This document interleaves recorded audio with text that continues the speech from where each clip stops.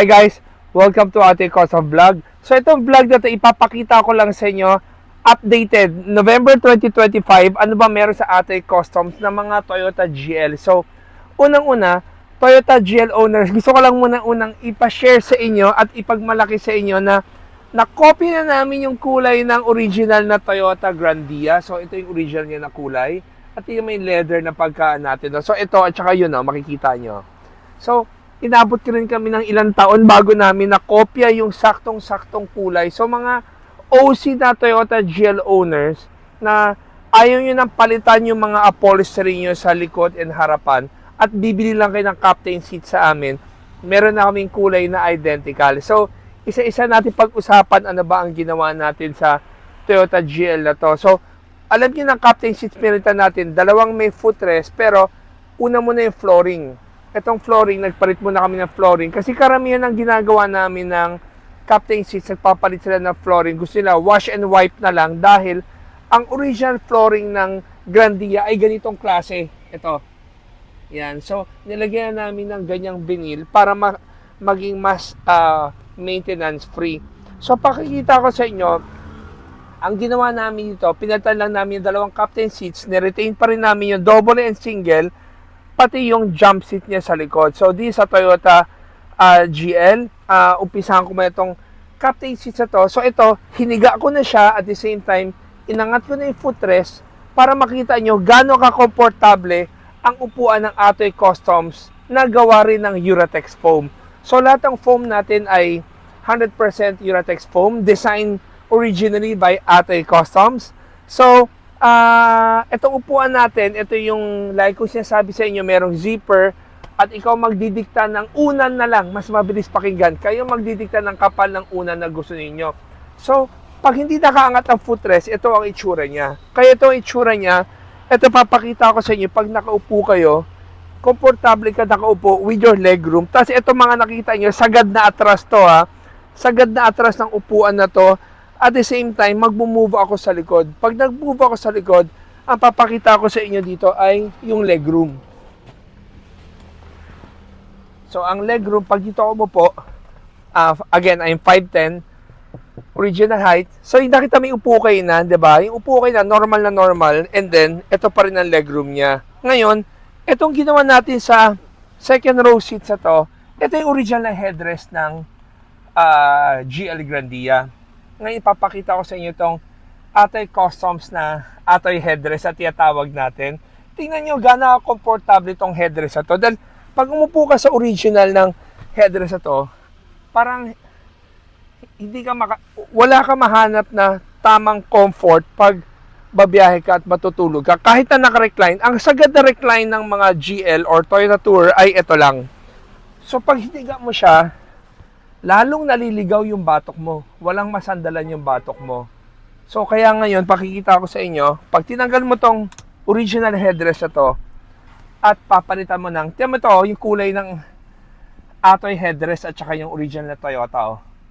Diba? 90+% kopyang-kopya na namin yung kulay niya. Ngayon, pag nilagay mo yung Atoy headrest dito, pag inupuan mo siya, ayan o, kita-kita niya salong-salo yung batok. Pero, itong nagawa namin, hindi pa ganun ka-perfect. So, pagdating ng car show, itong November 14 to 17 sa MOA, so, papadisplay na namin yung perfect fitting. Hindi kasi ganun kabilis gawin tong headrest ito. Kada sasakyan, may kanya-kanyang fitting siya. So, ngayon makikita nyo, itong unang ginawa namin, mali ulit dahil ang laki ng gap niya dito. Pag umupo ka, komportable siya compare sa stock. Pero syempre, gusto namin hanapin yung pinaka-perfect para pag bumiyahe ka, talagang salong-salo yung batok mo na komportable ka. So, that's Atoy headrest. So, abangan nyo sa car show.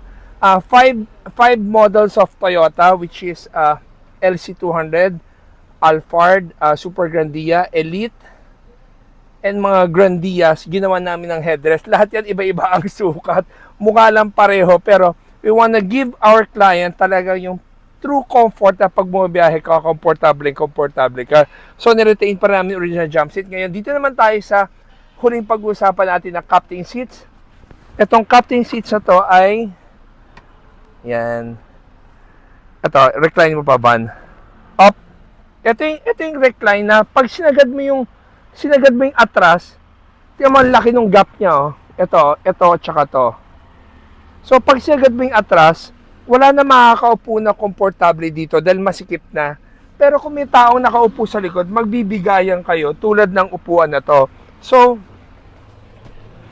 sa height ko, again, pag umupo ako, yan, may bangga, oh. So, kailangan ko siyang i-abante. Jose, paki-abante. Ito naman, i-abante mo ng gitna lang. Sagad mo muna. Sagad na abante. So, pag sagad na abante, kung matangkad ka, kuhang-kuha mo yung sobra pa, oh.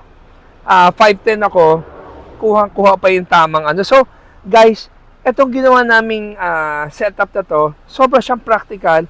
It's your choice kung paano mo siya gagamitin. Marami ka bang sakay?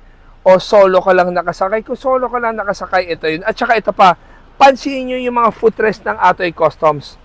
Talagang nakaangat siya ng todo. Bakit siya nakaangat ng todo? Pansinin nyo, karamihan ng mga other models like, example lang, Alphard and Toyota Elite, ang angat lang ng footrest nila hanggang ganito. Ganyan. Bakit rin nila ginawa yun? Siyempre, para hindi mo ma-maximize yung buong space. Pero siyempre, tama lang yung ginawa ng Toyota because of kino-compute nila yung mga nakaupo. At yung nakaupo dito, gusto nila magkaroon ng komportable dito sa carbs. Pero ang problema nito, pag sa mahabang biyahe ka na, siguro mga 15 minutes ka pa lang nakaganyan. Pag matutulog ka, mga ngawit kayo, naghahanap ka ng mas mataas eh. Kaya, sa amin, aftermarket na kami, so, nagkakaroon kami ng option para gawin yung yan, ganyan ka-komportable. Itong comfort na to ay para ka natutulog sa bahay mo sa kama. So, kunyari lang, gusto ko pang i-recline, abante ko. So, pag inabante ko na siya, yan, oh. Ngayon, pwede ko pa siyang ihiga kasi higa mo pa. Yan, okay na yan. So, ito, ang mini-maintain ko, ito yung bangga niya dito. So, kailangan ko pa siyang, kunyari, kulang pa sa akin. Ito, komportable na ako dito eh. Pero gusto ko pang i-abante. Tutulak ko pa siya ng ganyan. At i-recline ko pa siya. So, guys, depende na sa inyo kung ano yung gusto mong higa. So, guys, kung naging interesado kayo sa setup nito, tawag lang kayo sa 3411-5858. So, guys, sana nagustuhan itong short video natin. Sa mga hindi pa nakaka-subscribe and like ng channel natin, paki-subscribe naman, no? Tulungan nyo kami para dumami ang followers namin at makita na maraming tao gaano kagaling ang gawa ng isang Filipino product. So guys, thank you for watching and always remember, Jesus loves you and God bless.